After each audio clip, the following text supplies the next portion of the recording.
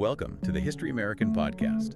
We explore the stories that transformed the opinions of our citizens and shaped our collective memory. Here, we don't just narrate the past. We analyze and focus on the events that live on in the mind of America. A journey to the heart of the facts that defined us. Have you ever had that feeling right at the edge of your consciousness, like a splinter in your mind? That persistent sensation that something is just off. Exactly. That nagging, unshakable sensation that something in the world is fundamentally wrong.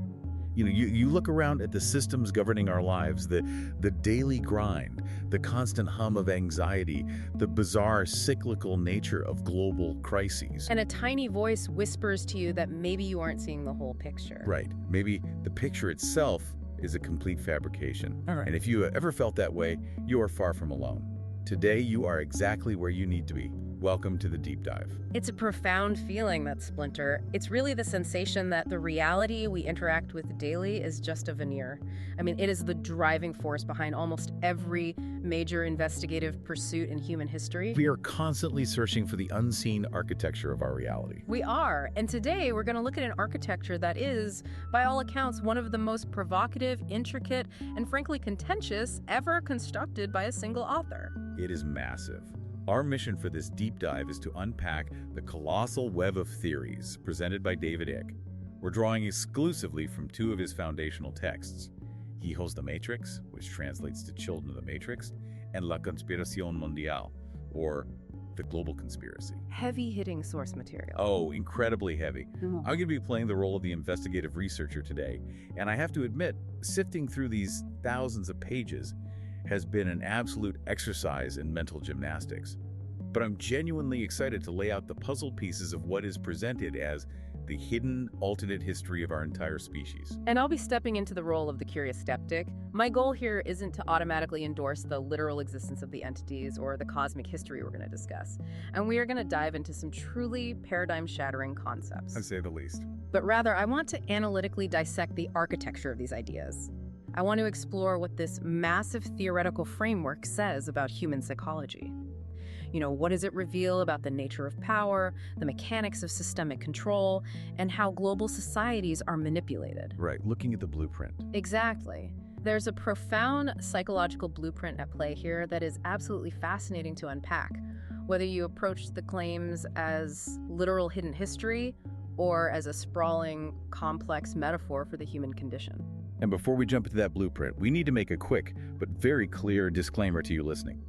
During this deep dive, we are going to cover some highly politically charged events, things like the Iraq War and domestic terrorism, exactly as they are presented in the source material. We are impartially reporting the author's viewpoints to understand the structure of the theory. Exactly. We are not taking political sides, Yes. and we are not endorsing the claims. We are just laying out the author's case studies to see how the puzzle fits together. Fair enough. So where does this alternate history actually begin? Well, when I first opened Hijos de Matrix, I expected a standard rundown of modern conspiracy lore. Banking sectors, shadowy government cabals, that kind of thing. The usual suspects. The usual suspects. But the text begins way before recorded history as we currently understand it.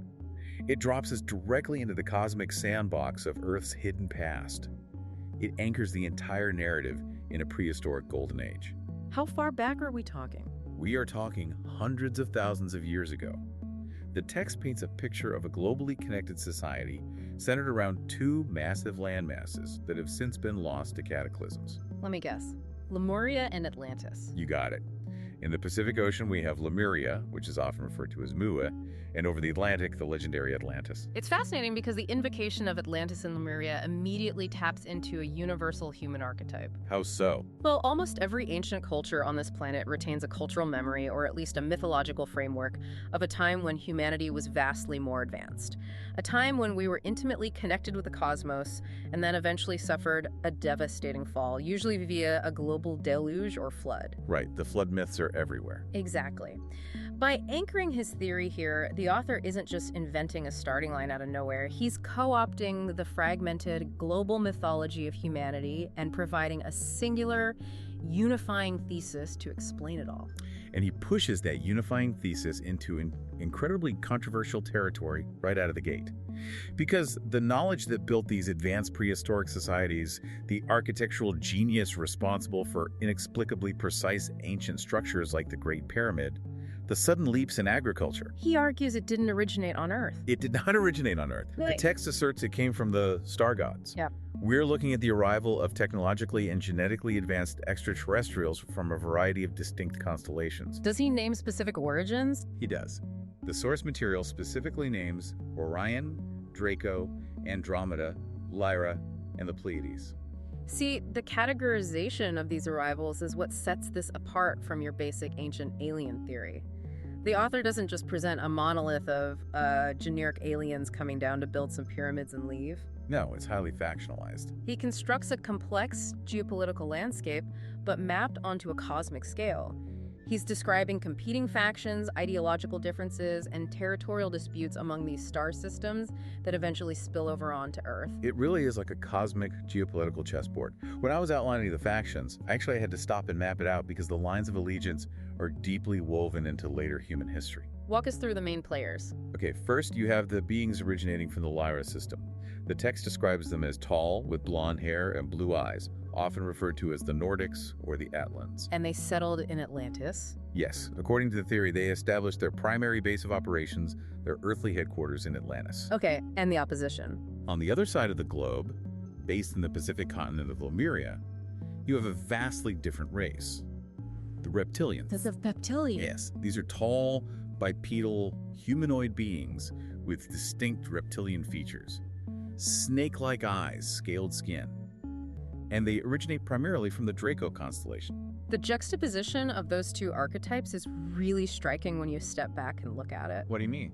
Well, you have the Nordic beings, which align perfectly with the classical, almost angelic depictions of heavenly messengers in Western traditions. Right. Tall, blonde, beautiful. Exactly. And then you have the reptilian beings, which tap into the primal serpentine imagery so often associated with ancient wisdom, the underworld, or adversarial forces in global myth. The serpent in the garden. Precisely. If we view this through an anthropological lens, assigning these two incredibly potent archetypes to opposing geopolitical factions in prehistory creates a powerful narrative engine. It plays on deeply ingrained human symbolic associations. And those factions were absolutely at war. The text points to the legendary Wars of the Gods, which we see referenced in Hindu epics like the Mahabharata, where they describe flying chariots and massive explosions. Exactly. The author frames those not as myths, but as actual literal conflicts between these extraterrestrial groups for supremacy over Earth's resources and its nascent human population. Using advanced weaponry. Yes, potentially nuclear or scalar technology. The text argues this explains the glassified sand found in certain deserts and the sudden catastrophic sinking of those massive landmasses we just talked about. You can see how this theory attempts to neatly tie together disparate historical anomalies. It really casts a wide net. It does. It takes the sudden emergence of highly advanced architectural structures across the globe, the widespread legends from indigenous cultures, from isolated African tribes like the Dogon, to South American societies, to Australian Aboriginals, all of them claiming their ancestors or their civilizing gods came from specific star systems. Right, it's not just an isolated myth. From a structural standpoint, the author is gathering every anomalous puzzle piece of human history and forcing it into this sprawling extraterrestrial framework. You mentioned the Dogon tribe, and that leads perfectly into a massive piece of this puzzle regarding stellar origins. The text dives deeply into the concept of ancient sun worship. Specifically in Lemuria, I'd imagine. Yes, focusing on the culture of Lemuria. But it asks a brilliant subversive question based on archives discovered in India by an investigator named Colonel James Churchward. What did Churchward find? Churchward spent his life studying the history of Lemuria, which the ancient texts apparently referred to as the Empire of the Sun. The author looks at this and suggests that the sun they were worshiping wasn't the star at the center of our solar system. It wasn't our sun. No, he posits that the sun of the Empire of the Sun was actually Sirius, the brightest star in the sky. Wow. Recontextualizing ancient solar worship as Sirius worship fundamentally alters how we interpret early human religion. It changes everything. It does. If Sirius is the focal point, it suddenly aligns with the heavy, almost obsessive emphasis on the Sirius star system found in ancient Egyptian astronomical alignments. Like the Great Pyramid. Specifically, the orientation of the shafts in the Great Pyramid, yes. It transforms what historians typically view as primitive nature worship into a literal, targeted homage to an extraterrestrial point of origin. They weren't praying for rain. Right. It suggests early humans weren't praying to the weather, they were paying tribute to their cosmic landlords. And those landlords weren't just here to receive tribute. Which brings us to what I consider the most controversial and really the central pillar of the entire narrative. The hybridization. The hybridization agenda. The text asserts that these extraterrestrials, particularly the Anunnaki reptilian faction from the Draco constellation, didn't just rule over early humans. They physically interbred with human women. A literal genetic fusion. Explicitly. Their goal was to create a hybrid race, a genetic fusion of native human DNA and the DNA of these gods. The author identifies these hybrid offspring as the beings referred to in the Old Testament and other ancient texts as the Nephilim. I was waiting for the Nephilim to show up. It's a concept that beautifully bridges ancient theology with modern ufology, but I'm trying to map the biological logic the author uses here. Because it sounds impossible on the surface. Well, yeah. The concept of humanoid reptilian hybrids interbreeding with early hominids usually triggers an immediate rejection from a traditional biological standpoint. Cross-species genetics, especially across completely different evolutionary planetary paths, shouldn't be physically possible. How does the text justify this conceptually? The author uses a fantastic quote to intellectually unlock the reader's rigidly defined view of biology. He quotes the renowned cosmologist Carl Sagan. Sagan, really? Yes. The text highlights Sagan's observation that there are more possible DNA combinations than atoms in the universe. Using Carl Sagan to validate the potential for reptilian-human hybridization is quite the rhetorical maneuver. It's incredibly effective, though. It is, because it serves to force the listener to drop their earthly biological bias. If the universe is a giant chamber of infinite genetic possibilities, which the text reinforces through the traditional lore of the Zulu historian Credo Mutwa, then assuming all intelligent life must look or function exactly like mammals on Earth is incredibly short-sighted. It's arrogant. Exactly. The author is demanding that we expand our parameters of what constitutes compatible life in a limitless cosmos. And with those parameters expanded, the author traces the footprint of this reptilian presence, showing how it permeated our global mythology. He goes deep into what he calls the Trinity of the Serpent. Tell me about the Trinity. When I was reading this section, the linguistic connections he drew were dizzying. Take the Norse Edda, for example. You have a foundational trinity made up of El, who is described as the dragon queen or a serpent goddess. Yes. Then you have Woden, her consort, and Balder, the sun. The text traces these linguistic and symbolic roots through an endless parade of ancient cultures. Tracing the word El. Yes. The name El becomes the root for the Elohim of the Old Testament. The ardent El becomes the linguistic root for Hel, the subterranean domain. That's a fascinating linguistic jump. It goes on. Artemisa, Diana, Demeter, the text, meticulously links all these ancient, seemingly disparate deities back to this original non-human reptilian bloodline. The structural consistency he finds across isolated ancient cultures is compelling from an anthropological standpoint. Because they couldn't have communicated with each other. Right. We use storytelling to encode history, but we also use it to process profound trauma. The Trinity of the Serpent concept demonstrates how deeply embedded the archetype of the serpent or dragon is in human consciousness. Every major culture has a dragon myth. Usually guarding gold or demanding a sacrifice. Exactly. Often associated with a hoarding of wealth, demands for sacrifice, and immense, untouchable power. Whether you view the author's claims as literal extraterrestrial history, or as a profound psychological projection of humanity's deepest fears regarding systemic power, the omnipresence of the serpent motif simply cannot be ignored. It's baked into our collective memory. The author is using comparative mythology to build a highly dense, circumstantial case for a shared global origin story centered around these entities. But to understand what these entities are doing right now in our modern world, we have to make a massive conceptual leap. The tap pivots sharply away from ancient astronaut theory. We aren't talking about spaceships anymore. No. These reptilians aren't just physical aliens flying around in metal ships in our current era. The author drops a crucial piece of esoteric physics into the lap of the reader. These beings are interdimensional.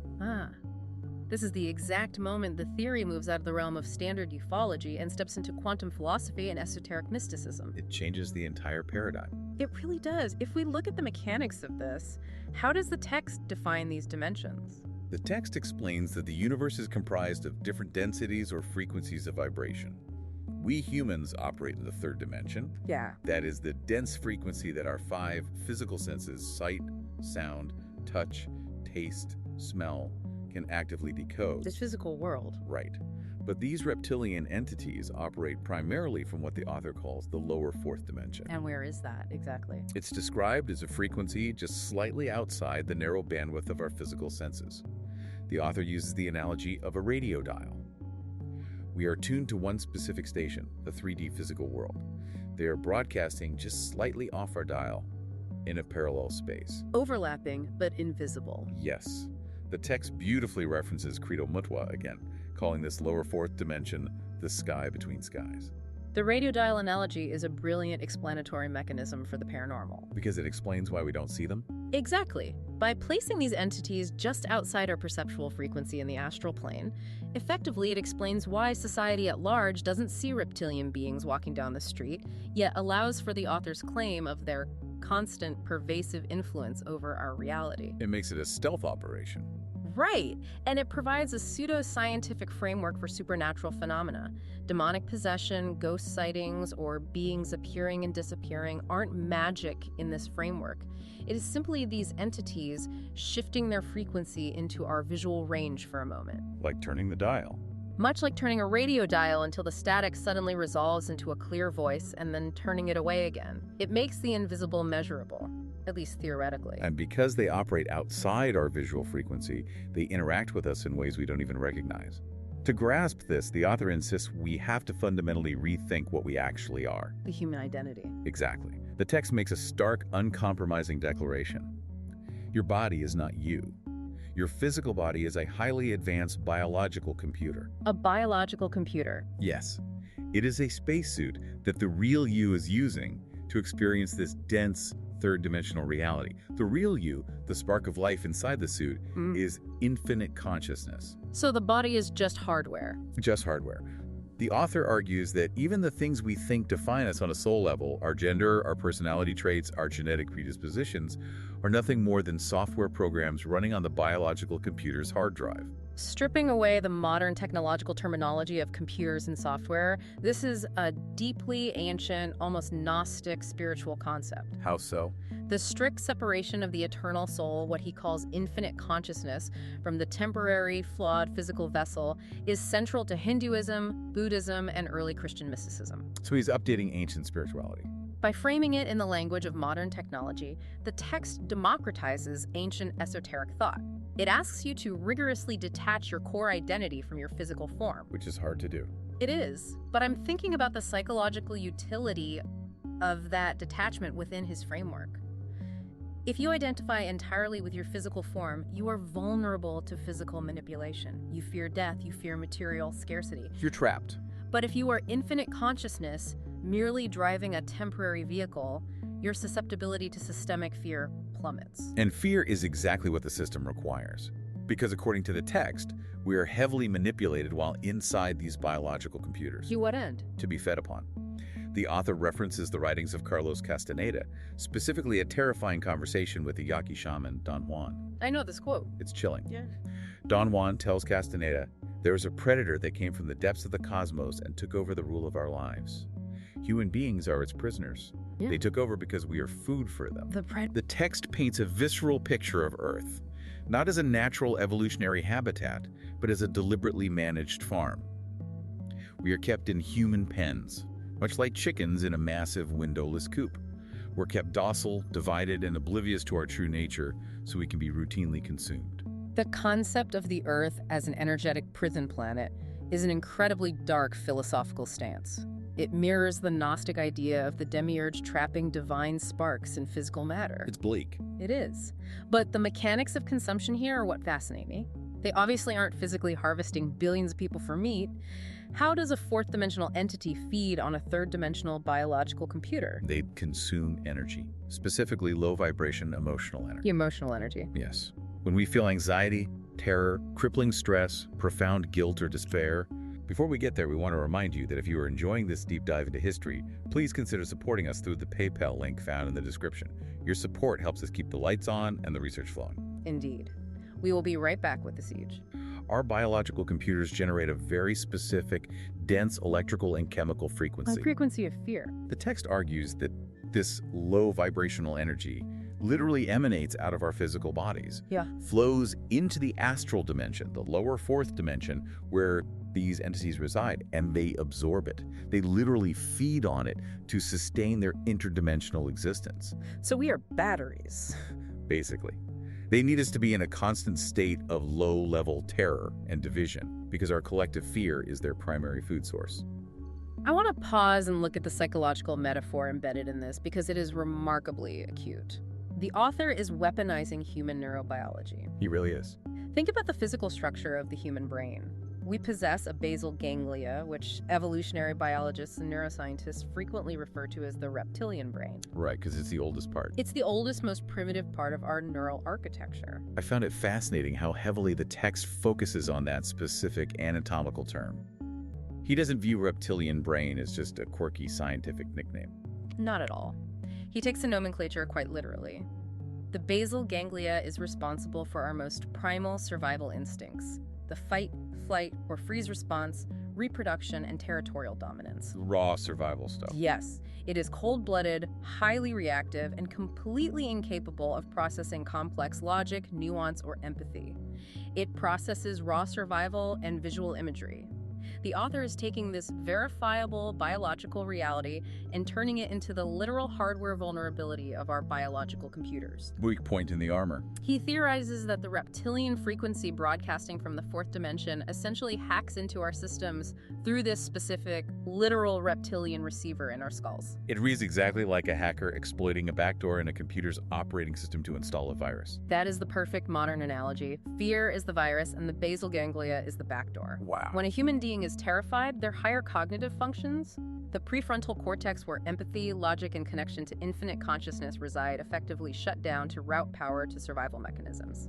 You literally can't think straight. You are neurologically locked into the reptilian brain's reactive mode. The text describes this esoteric process as closing our chakras and increasing the density of our personal energy fields, keeping us locked in a fearful third-dimensional state. Trapped in the dense frequency. Exactly.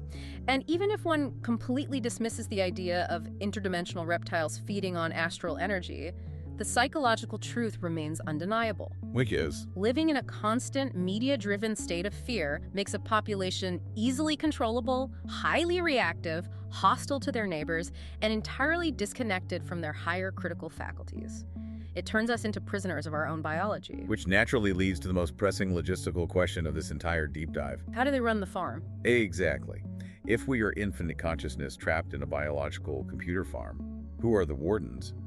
How do they keep the sheep from realizing they are in a pen, especially in an era of global communication? Right, the mechanics of the cover-up. We have to look at the architecture of control, or what the text refers to as pyramids within pyramids.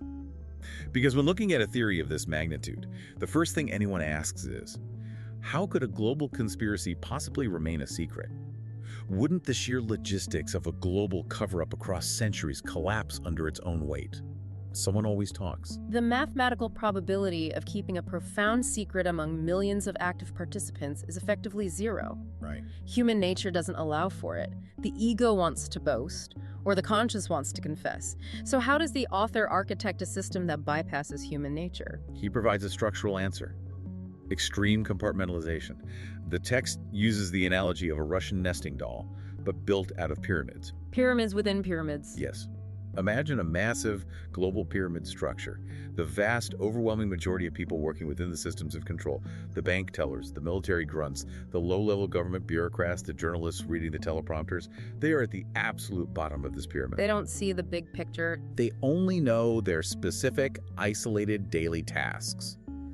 The local bank manager doesn't know the strategic aims of the regional director, and the regional director doesn't sit in on the board meetings of the central bank. The genius of compartmentalization is that it weaponizes morality. What do you mean by that? Well, the people at the bottom of the pyramid are generally good, Normal people who would be deeply horrified if they knew the ultimate agenda, they are absolutely not in on the conspiracy. They're just doing their jobs. They're just trying to pay their mortgages, completely unaware of how their tiny, isolated, seemingly benign daily actions combine with millions of other isolated actions to construct the walls of the human pen. And in this structure, information only ever flows upwards, and unquestionable orders only flow downwards. So who is sitting at the capstone of the pyramid looking down at all the compartmentalized layers? The architect. The text meticulously traces this hierarchy. At the very top sit the elite Illuminati bloodlines. Now, the author isn't just talking about wealthy people. He means literal bloodlines. He defines these bloodlines as the direct, meticulously maintained genetic descendants of that ancient human-reptilian hybridization we discussed earlier, the Nephilim descendants. Yes.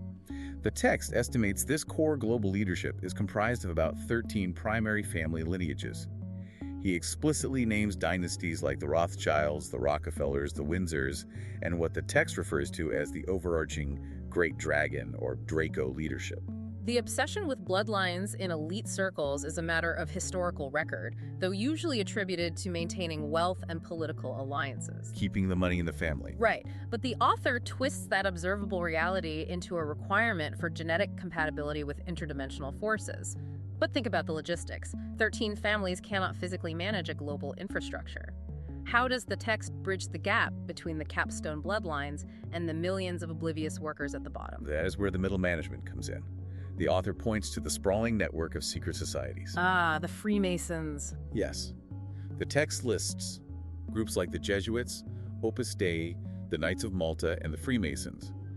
And the author is very careful to clarify the compartmentalization here as well. So the local members aren't in on it. Exactly. The guy attending your local Masonic lodge in the third degree, organizing charity pancake breakfasts, has absolutely zero idea what the true agenda is. It's a front. The lower degrees are a complete front.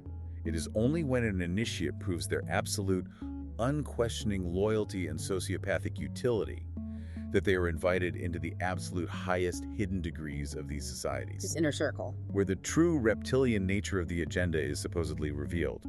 These secret societies act as a sorting hat, testing and moving loyal servants up the pyramid to manage the massive global institutions, the central banks, the media conglomerates, the intelligence agencies on behalf of the hybrid bloodlines at the top. Looking at this purely as an organizational chart, devoid of the alien lore, it serves as a devastatingly accurate critique of modern institutional power structures. Because it mirrors reality. Completely. You simply do not need a million people in a smoky room to control the world. You just need a rigidly hierarchical system where knowledge is compartmentalized and access is restricted based on compliance. The system runs itself. In a highly compartmentalized system, the system itself eventually becomes the dictator. The CEO of a massive multinational corporation often makes decisions that cause immense environmental or human suffering, not necessarily because they are a cartoon villain. Because the structure demands it. Exactly. The structure of the corporate pyramid demands endless quarterly profit at the expense of all other variables. The author is taking the observable, daily reality of corporate and governmental compartmentalization and stretching it to its absolute, terrifying cosmic extreme.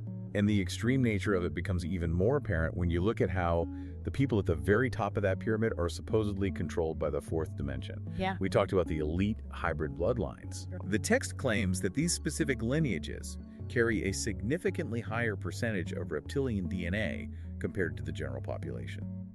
But this DNA isn't constantly active. It remains largely dormant until it is intentionally triggered. Now, I'm trying to map the physics of how a frequency actually overwrites a biological genome in this framework. Does the text elaborate on the mechanics of how this dormant DNA is activated? Yes, through incredibly specific vibrational frequencies generated by ritual. Rituals, like occult practices. Exactly. The text asserts that the secret, highly choreographed occult rituals performed by the Illuminati behind closed doors, as well as massive televised public ceremonies, think of royal coronations. With all pageantry. With all their exacting geometry, specific colors, ancient chants, and potent symbols. These aren't just for pageantry or tradition. They are meticulously designed energetic events. To generate a frequency. Yes. They're engineered to generate specific vibrational frequencies that literally activate the dormant reptilian DNA within the physical body of the elite subject. And what happens when it's activated? Once activated, the biological computer, the human body of the elite member, undergoes a frequency shift that allows it to be fully possessed or controlled by the fourth-dimensional reptilian entity. Full possession. They essentially become an open channel, a biological vehicle for the interdimensional overlords to physically operate and dictate policy in our third-dimensional world. That is a staggering synthesis of concepts. It merges modern genetics, frequency physics, and ancient ritual magic into a single, cohesive mechanism of possession. It's an intense way to look at leadership. Symbolically, it is a chilling metaphor. It suggests that to attain ultimate capstone power in our society, one must undergo a surrender of their fundamental humanity. You have to lose your soul. To sit at the top of the pyramid, you must literally allow your cold, calculating reptilian nature to entirely consume your human empathy. It provides a supernatural explanation for the profound sociopathy and detachment so often observed in the highest echelons of global political and financial power. It's an incredibly dark lens through which to view leadership, and it brings us directly to the operational side of things. How do these possessed elites actually wield this power over the rest of us without triggering a massive global uprising? Because if people knew, they would rebel. Exactly. How do you get billions of conscious beings to willingly, even enthusiastically, build the walls of their own energetic prison? The text outlines the primary weapon of psychological warfare used by the Illuminati. The playbook.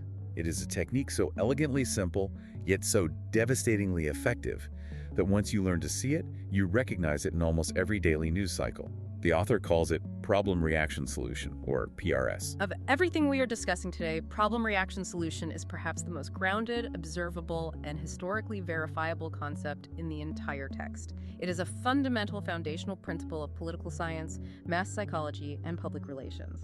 The logic the author lays out is airtight.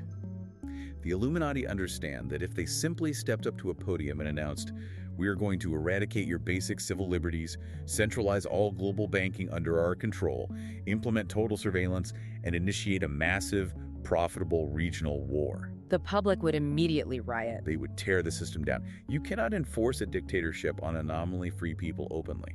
So you use the three-step dance of PRS. Walk us through the steps. Step 1. The problem. The elite secretly create, fund, or allow a massive crisis to occur. This could be a sudden economic collapse, a horrific terrorist attack, or an unprovoked military strike. Crucially, they ensure the blame falls squarely on a predetermined, easily identifiable scapegoat. They manufacture a profound societal trauma, Precisely to control the fallout, which leads directly to step 2, the reaction. guiding the public's emotional response. Yes, the elite use their absolute consolidated monopoly over the mainstream media apparatus to feed the traumatized public a highly curated, unquestioning, and terrifying narrative about the problem. They loop the footage. They broadcast the terrifying images on a continuous loop. They incite public fear, outrage, and panic. They make the average citizen feel so incredibly unsafe and vulnerable that the public eventually begs the authority figures to intervene. They wait until the terrified masses demand, "Something must be done, protect us at any cost." And the moment the public demands intervention, the trap snaps shut. Step 3. The solution. The authority figures step forward and openly, seemingly benevolently, offer the exact solution to the problem that they secretly engineered in the first place. And what does that solution look like? It invariably involves the centralization of power, the permanent stripping away of fundamental constitutional liberties, the massive funding of the military-industrial complex, or the implementation of a surveillance state. And the people accept it. The public doesn't resist the chains. They actively applaud them. They welcome the subjugation because they genuinely believe the chains are the only thing that will keep them safe from the monster the elite invented. It is a dark, brilliant, and deeply cynical psychological maneuver. And we must ask why it works so flawlessly generation after generation. It goes back to the hardware vulnerability, doesn't it? It returns us exactly to the hardware vulnerability we discussed earlier. Problem reaction solution is a tactic designed specifically to bypass the logical, rational prefrontal cortex and directly trigger the basal ganglia. The reptilian brain. Exactly. When a population is traumatized and terrified, their collective biological computers are forced into survival mode. Societal empathy vanishes. The capacity for nuanced debate vanishes. You just want to feel safe. The ability to engage in critical thought is literally biologically suspended. In that state of manufactured terror, human beings will eagerly trade away their most hard-won liberties for the mere illusion of security. The author doesn't just present this as a theory. He provides very specific, highly controversial case studies of PRS in action. And I want to reiterate to you listening that we are impartially examining the author's case studies to understand the structural application of his theory on his own geopolitical chessboard. We are not endorsing these historical claims. It's important to view these as structural examples of the author's thesis. The text points to the Oklahoma City bombing as a prime domestic example. The author names Timothy McVeigh as a classic scapegoat, framing him as a mind-controlled asset used to create a horrific problem. Step 1. Right. This problem resulted in a massive reaction of national terror and grief, which then seamlessly allowed for the predetermined solution of passing sweeping, massively increased anti-terrorism legislation and expanding the domestic surveillance powers of the state. Which the public accepted without question. Entirely. It is the classic textbook mechanism of utilizing a horrific domestic tragedy to permanently tighten the grip of the state over the individual. The text also points to a massive, global geopolitical example: the Iraq War. In the author's framework, the problem presented to the global public was the imminent, terrifying threat of weapons of mass destruction. The WMDs. The global media conglomerates drove the reaction of fear, hyperpatriotism, and existential dread.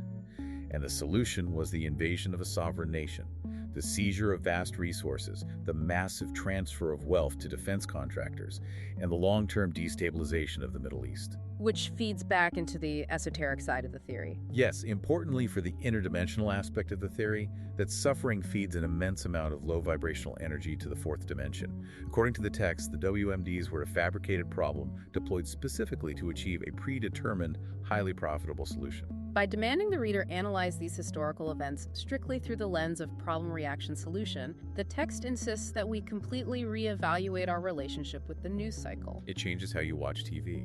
It asks the listener to stop looking at the chaotic, painful events of the world as random tragedies, unfortunate accidents, or mere political incompetence. It demands we start looking at them as deliberate, orchestrated moves. Moves on a chessboard. It trains the mind to stop asking, "What happened?" and start asking the much more dangerous question, who benefits from the reaction to what happened? It is a masterclass in cultivating critical skepticism toward official narratives. It is a heavy, almost suffocating perspective.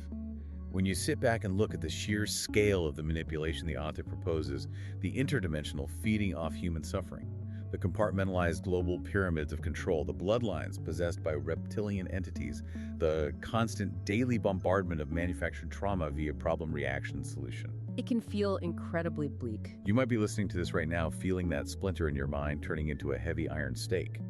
If the matrix is this complete, is there any way out of the human pen? The necessity of an escape route is the crucial pivot in any grand conspiracy theory. Because otherwise, what's the point? A theoretical framework this dark and all-encompassing must offer a mechanism for emancipation. Otherwise, it isn't an investigative pursuit. It's just pure, paralyzing nihilism. The author has to provide the keys to the cell he just spent thousands of pages describing. And he does. The final movement of our deep dive focuses on breaking the matrix, achieving emancipation from mental slavery. So what are the keys? The text reveals a vital secret. The ultimate goal of the Illuminati is not actually the accumulation of money or land or physical resources. Those are just byproducts. Those are just third-dimensional tools. Their ultimate overarching goal is the total manipulation of human imagination and human belief.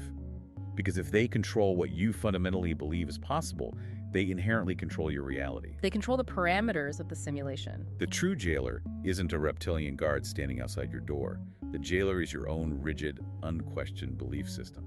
Placing the locus of control entirely within human consciousness aligns perfectly with advanced quantum mechanics and observer effect theories in physics. How does physics play into this? It is the idea that consciousness doesn't just passively observe reality. Consciousness actively shapes and collapses the probabilities of reality. If you program the observer, you program the universe they perceive. The author leans heavily into that physics. The text argues that rigid beliefs, whether they are strictly fundamentalist religious dogmas, deeply inflexible political ideologies on the left or the right, or even rigid materialistic scientific rules that refuse to acknowledge the unseen, these beliefs literally form electrical grids in your brain. Physical networks of belief. The text quotes Dr. David Icke, a psychiatrist, who postulates that thoughts are actual vortices of energy. When a belief becomes dogmatic, that energy vortex becomes fixed, rigid, and dense. It hardens. These rigid neural networks become the literal bars of the mental prison. They severely limit the biological computer's perception, preventing it from expanding and connecting with the vast, limitless ocean of infinite consciousness. The structural brilliance of that concept is that the Illuminati in this framework do not care what extreme ideology you subscribe to, as long as your attachment to that belief is entirely rigid. They just want you locked in. You can be a rigid socialist, or a rigid capitalist, a rigid atheist, or a rigid zealot, because a rigid mind is a closed electrical circuit. It is highly predictable, incredibly easily triggered by fear, and fundamentally incapable of perceiving the higher dimensional reality operating behind the curtain. Divide and conquer. Divide and conquer works with maximum efficiency when every individual is rigidly, aggressively attached to their designated side of the fabricated illusion. So the escape route requires short-circuiting that grid. How do we actually do that? Yeah. We have to let go of dogma. We have to profoundly internalize that the laws of physical reality are largely illusions programmed into us since birth by authority figures, the education system, and the media. We have to uninstall the software. The author uses a striking example to illustrate this. Firewalkers. How do human beings walk barefoot across burning, glowing coals without their flesh immediately incinerating? It defies material physics. The text argues it is because, in that highly focused specific moment, the firewalkers have successfully, completely disconnected their perception of reality from the programmed belief that the fire must burn them. They suspend the belief. They fully suspend the belief in the limitation, and therefore the limitation ceases to exist in their physical experience. The author asserts there are no such things as miracles. There is only the suspension of limited belief. That is the most profoundly empowering takeaway of the entire sprawling framework. It puts the power back in your hands. The antidote to a matrix of control, whether you believe it is run by literal shape-shifting interdimensional reptiles from Draco or just greedy sociopathic billionaires in Davos, is exactly the same. The antidote is maintaining a radically, aggressively open mind. Refusing to be boxed in. It is the absolute refusal to be paralyzed by manufactured fear. It is the daily, rigorous practice of critical thinking, of stepping outside your conditioned emotional responses and observing the programming, rather than blindly executing it. The text insists that our primary objective must be to change our internal vibrational state. We must learn to trust our intuition, that gut feeling, that quiet voice of infinite consciousness over the loud, terrifying programming the system feeds us. The internal compass over the external noise? Exactly. The author uses the beautiful analogy of a mirror. Imagine you are standing in a squalid prison cell looking in a mirror. You cannot change the reflection in the mirror by angrily clawing at the glass. You'll just cut your hands. The external world, the matrix, is simply the reflection. You have to change the source. If you change yourself, if you do the hard work to free your own mind from fear, tribalism, and rigid belief, the external mirror of the world must eventually change to reflect your new, higher vibration. It is a philosophy of radical personal responsibility. It removes the ultimate power from the hands of the shadowy elite and places it squarely in the hands of the individual. Which is where it belongs. It suggests that human potential, our true, unsuppressed nature as infinite consciousness, is vastly more powerful, more resilient, and more creative than any system of control ever devised. The prison system only functions because we unconsciously, daily, agree to participate in it. We power the matrix with our belief in its inevitability. As we move toward our outro, I want to take a moment to synthesize this absolutely wild, intricate, and deeply challenging journey we've been on. We started in the mists of prehistory, looking at the lost continents of Sumeria and Atlantis. We trace the theoretical arrival of competing extraterrestrial factions from star systems like Lyra and Draco. And the controversial hybridization agenda that created the elite bloodlines that supposedly still rule our institutions today. We transitioned into esoteric physics, exploring the fourth dimension, the concept of our bodies as biological spacesuits. And the horrifying idea of the Earth as a farm where interdimensional entities feed on the low vibrational energy of our collective fear, accessing our systems directly through the oldest, most primal parts of our neurobiology. We mapped the staggering architecture of this control, dissecting the pyramids within pyramids of compartmentalized secrecy, where secret societies act as oblivious middle management for the bloodline elites. We broke down the daily playbook of psychological warfare, problem, reaction, solution, used to repeatedly trick populations into demanding their own subjugation. And finally, we looked at the escape hatch. The realization that our rigid, dogmatic beliefs are our true jailers, and that by expanding our consciousness, trusting our intuition, and forcefully rejecting fear, we can literally rewrite the code of reality. So why should you, listening to this deep dive right now, care about any of this? Even if you completely reject every single premise about star gods, ancient hybridization, and interdimensional energy harvesting, this framework serves as a profound, unrelenting psychological mirror. It forces you to look at yourself. It forces you to question the foundational pillars of your reality. It asks you to critically, brutally examine where your deepest beliefs actually come from. Are they organically yours, or were they systematically programmed into you by a culture that profits from your predictability? That's a vital question. It challenges you to look at the relentless 24-hour news cycle and ask how your empathy and your fears are being manipulated to manufacture your consent for atrocities. It asks you to consider whether you are stuck in a vibrational prison of anxiety, anger, and tribalism of your own making, and whether that state of being serves your human evolution or serves some unseen system of power that relies on your exhaustion. It is the ultimate exercise in critical thought, forcing you to look past the veneer. And I want to leave you with one final provocative thought to mull over as you step back into the world today. Let's really lean into the text's core assertion that our bodies are biological computers and that the matrix of systemic control is sustained entirely 100% by our collective programmed belief in scarcity, authority, and fear. The system runs on our belief. The system literally requires our constant, terrified compliance to generate its reality. So imagine for a second, what would happen to the world's entrenched power structures tomorrow morning if just 10% of the global population simply woke up and chose to stop believing in the illusion? Just 10%. What if just 10% of us absolutely refused to be afraid, refused to hate our neighbors based on media narratives, and refused to believe in the artificial scarcity the system sells us daily? Would the massive ancient pyramids of power crumble into dust simply because a fraction of humanity finally withdrew its energetic consent? It's something to think about. It is a beautiful, deeply dangerous, and revolutionary question. And in the end, perhaps it is the only question that truly matters. Thank you so much for taking this deep dive with us today. It has been an incredible, mind-bending journey down the rabbit hole. Keep your mind open, guard your focus, trust your intuition, and remember that you are far more powerful than you have ever been programmed to believe. Until next time. Thank you for listening to this deep dive. We hope we helped you understand the complexity of those 51 days. If you value this analysis, please remember you can support us via the PayPal link in the description. Your support allows us to keep digging into history. Don't forget to follow the podcast for more deep dives into the events that defined us. Goodbye.